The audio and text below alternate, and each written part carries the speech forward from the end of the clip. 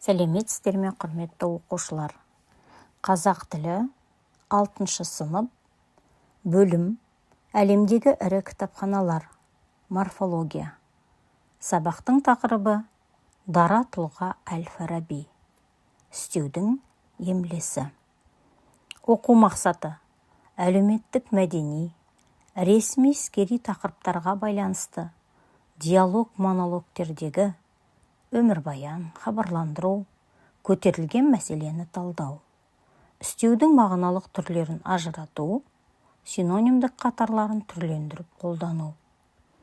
Бағалау критерийі: әлеуметтік мәдени, ресми, іскери тақырыптарға байланысты диалог-монологтердегі көтерілген мәселені талдайды. Үстеудің мағыналық түрлерін ажырату, синонимдік қатарларын түрлендіріп қолданады. Оқушылар, қайталау білімнің кілті. Үстеудің мағыналық түрлеріне тоқталайық. Олар: мөлшер үстеу, мекен үстеу, мақсат үстеу, себеп-салдар үстеу, күшейткіш, мезгіл және қимыл-сын. Келесі танысатындарыңыз: үстеудің емлесі. Синоним болып жұмсалатын мәндес сөздердің тобы синонимдік қатар деп аталады. Олар белгілі бір сөзді жиі қайталамау үшін, бір ұғымды түрлі белгілерімен жан-жақты сипаттау үшін қолданылады. Синонимдік қатарға енетін сөздер бір сөз табынан болу керек. Мысалы, таяуда, жақында, жуырда. Қашан деген сұраққа жауап беріп, бірыңғай мезгіл үстеулер бір-біріне синоним болып тұр.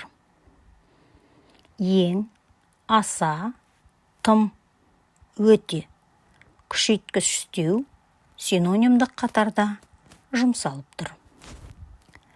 Бүгінгі тақырыбымыз дара тұлға Әл-Фараби туралы бейнебаянға назар аударайық.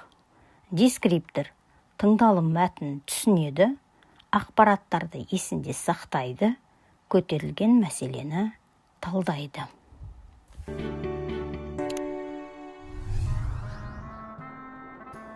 Неге барлығы Әл-Фарабиді әлемнің екінші ұстазы деп атайды? Әл-Фараби бала кезінен өте зерек, білімге құмар болған. Сол құштарлығының арқасында ол 12-16 жас шамасында саяхатқа шығады.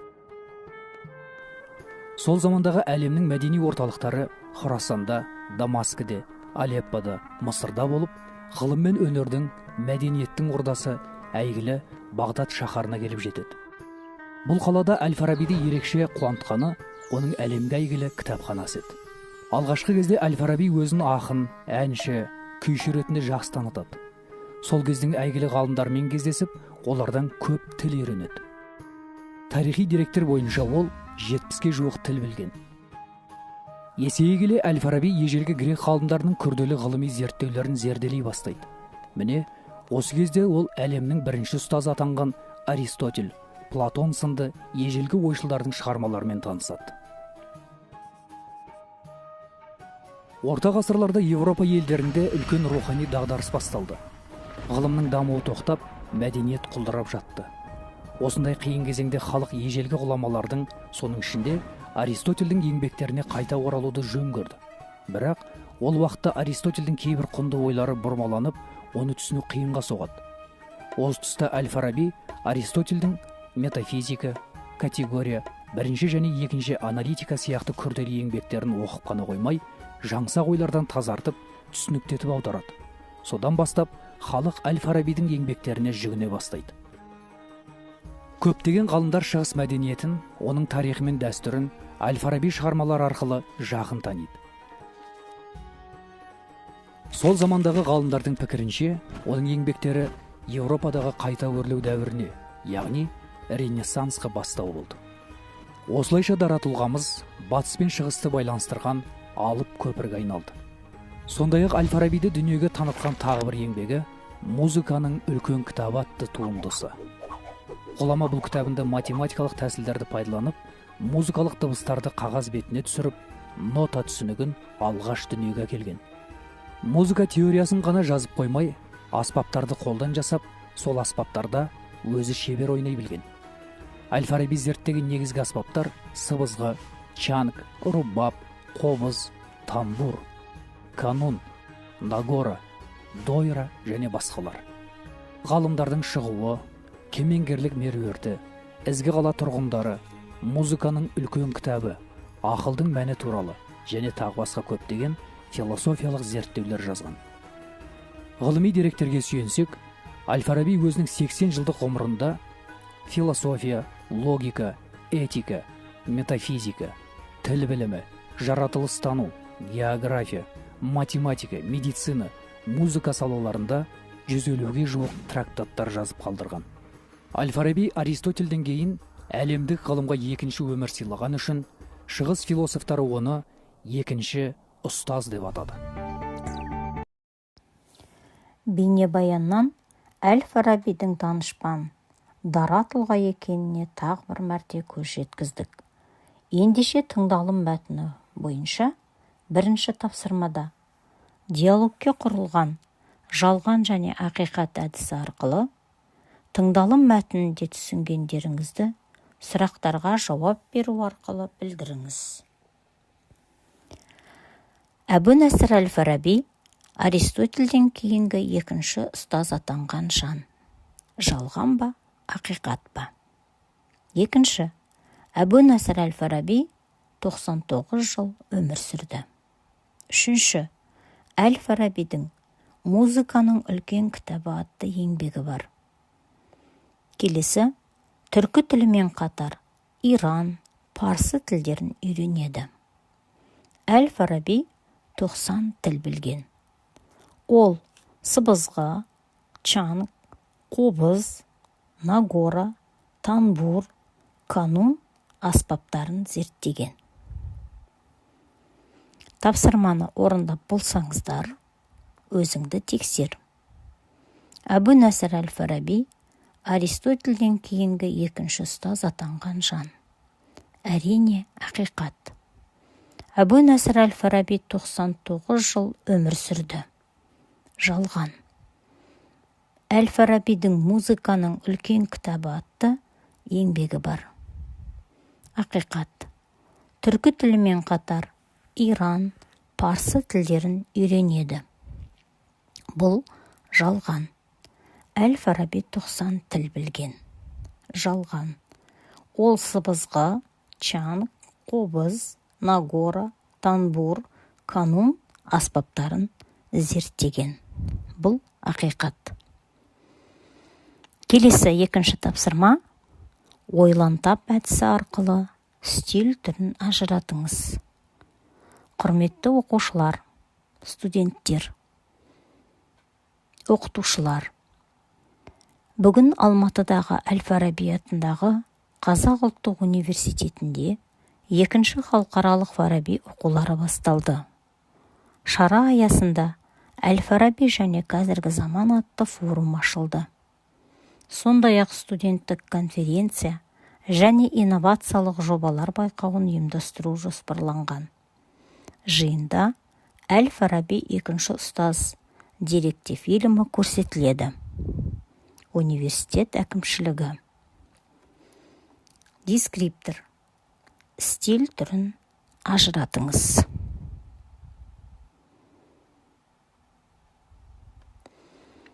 Стиль түрін ажыратып болсаңыздар, өзіңді тексер. Әрине, бұл жауабы ресми іс-қағаздар стиліне жатады. Өйткені бұл хабарландыру. Үшінші тапсырма.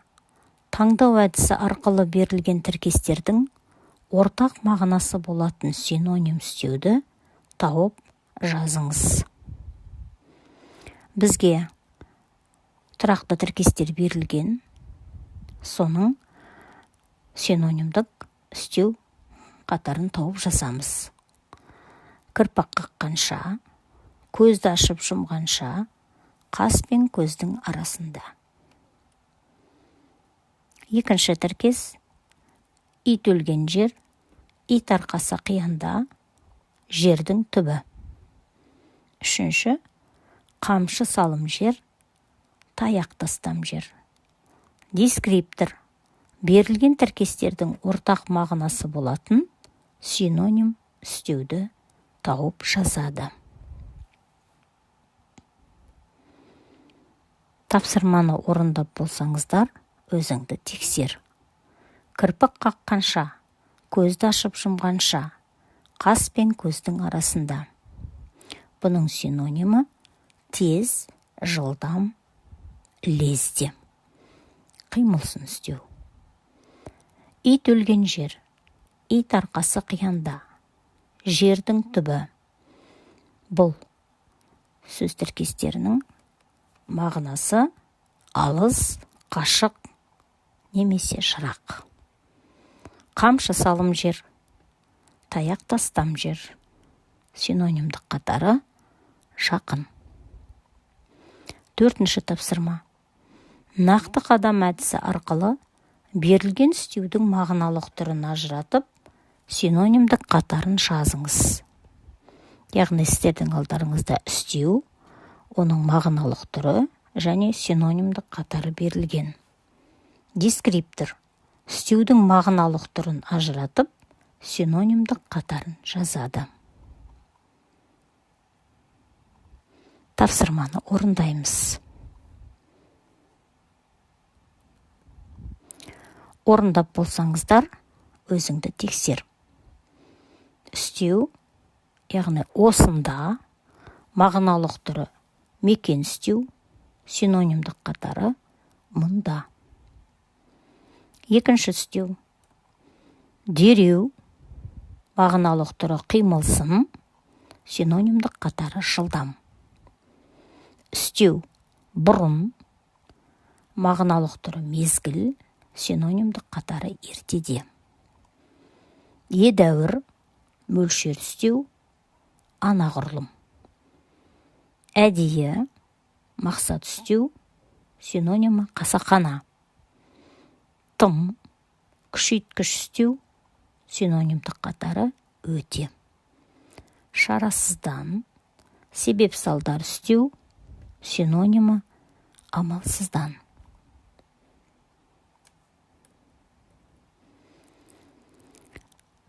Қорытынды.